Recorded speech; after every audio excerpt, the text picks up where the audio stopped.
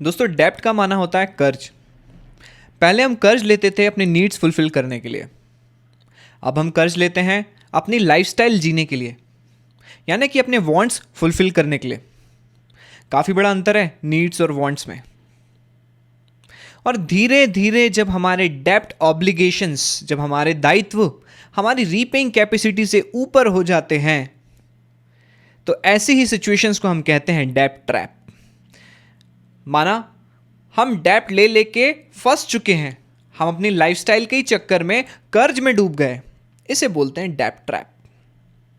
अगर आप भी ऐसी कोई स्थिति में फंसे हुए हैं, अगर आप भी डेब्ट ट्रैप का शिकार हो चुके हैं, तो इस वीडियो को अंत तक देखिए। आज हम बात करेंगे कुछ ऐसे उपाय, कुछ ऐसी सारी चीज़ें जो हमें समझ लेना चाहिए, जो हमें स्टेप्स लेना चाहिए अगर हमें डेब्ट ट्रैप से बाहर निकलना है तो चलिए शुरू करते हैं। तो दोस्तों पहला और सबसे महत्वपूर्ण स्टेप डेब्ट ट्रैप से बाहर निकलने का जो है वो है stop taking on more debts. अगर आपका एग्जिस्टिंग डेब्ट चल रहा है तो आप हमेशा अपने एग्जिस्टिंग डेब्ट, एग्जिस्टिंग लोन को क्लियर करने के ऊपर फोकस करें, ना कि दूसरे डेब्ट या अपने लाइफस्टाइल इन्फ्लेशन से लाइफस्टाइल इन्फ्लुएंस होके आप अपने फर्दर डेब्ट्स को इनवाइट ना करें। इससे क्या होगा कि आपकी रीपेइंग कैपेसिटी तो कांस्टेंट रहेगी, लेकिन आपके डेब्ट ऑब्लिगेशन और ऊपर बढ़ते जाएंगे, जिससे आप डिप्रेशन में जा सकते हैं। Friends, second step is prioritize your high interest rate debts and clear दोस।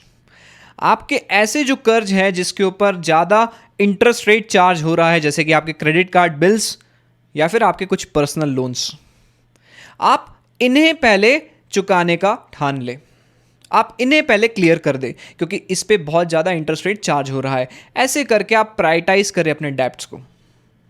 तो ये भी एक बहुत अच्छा तरीका है अपने डेब्ट्स को स्मार्टली क्लियर करने का, कमिंग आउट ऑफ डेब्ट ट्रैप। दोस्तों next step is budget your expenses.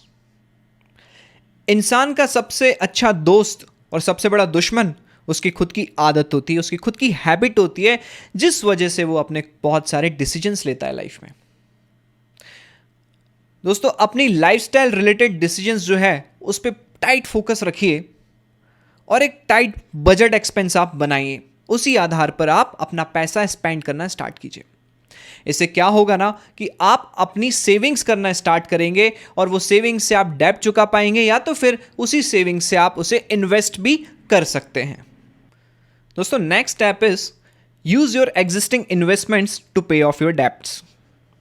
अगर आपके पास एग्जिस्टिंग में कोई इन्वेस्टमेंट्स रखे हुए हैं, मान के चलिए कोई म्यूचुअल फंड में आपने पहला पुराना कभी पैसा लगा के रखा हुआ था, या फिर आप कोई सिप के तौर पे कोई म्यूचुअल फंड में इन्वेस्ट कर रहे थे, मतलब सिस्टमैटिक इन्वेस्टमेंट प्लान के तहत आप कुछ इन्वेस्ट कर रहे थे, तो उसे रिडीम करके आप उसे उपयोग में लाए और अपने डेब्ट को पे ऑफ कीजिए। साथ ही साथ आप अपने लार्ज एक्सपेंसेस और क्रेडिट कार्ड बिल्स पे थोड़ा ध्यान दें। दोस्तों नेक्स्ट स्टेप इज डेब्ट कंसोलिडेशन।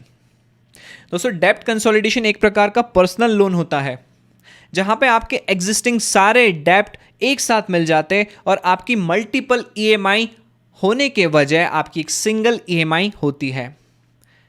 इससे आपके एग्जिस्टिंग डेब्ट की कोई भी ईएमआई मिस होने का खतरा कम हो जाता है और आपके फर्दर डेब्ट्स बढ़ने का भी खतरा कम हो जाता है। तो इसके बारे में भी आप समझ सकते हैं।